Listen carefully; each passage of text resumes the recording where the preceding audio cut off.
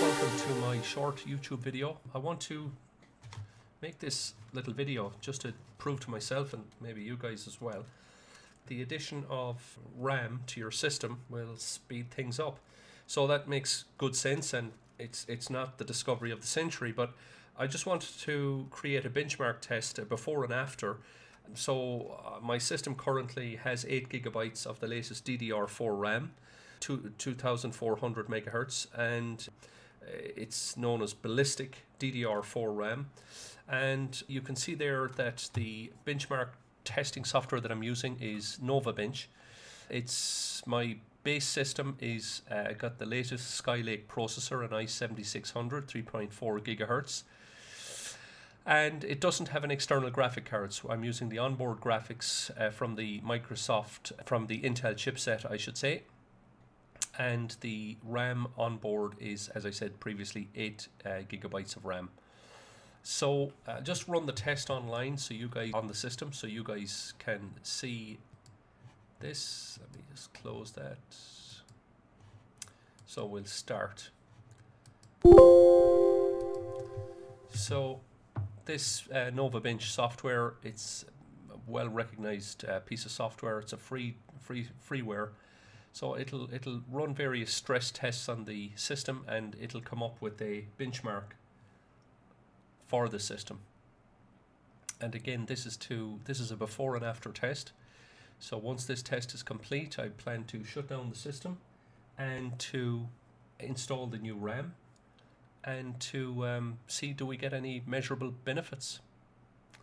So it's running the graphics test there now at 800 by 600 resolution, which isn't very high. So it's checking the hard disk speed. So we've come up with a score of 1187, and we're back.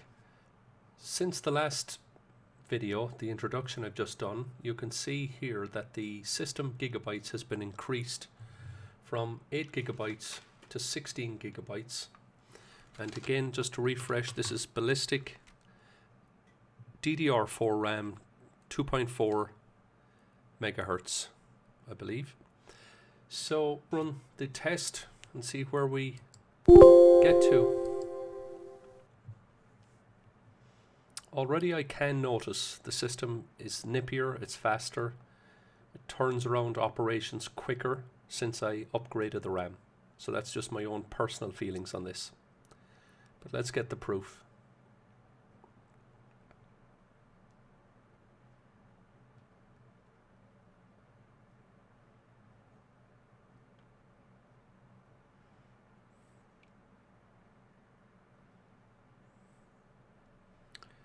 We're running there at 440 frames per second. It's now testing the hard disk write speed. So we've got a result there of a NovaBench score of 1379. Just to compare the two results side by side, on the left hand side we have the first test, which shows the system with 8 gigabytes of RAM. So we got a speed there, a score there of 168.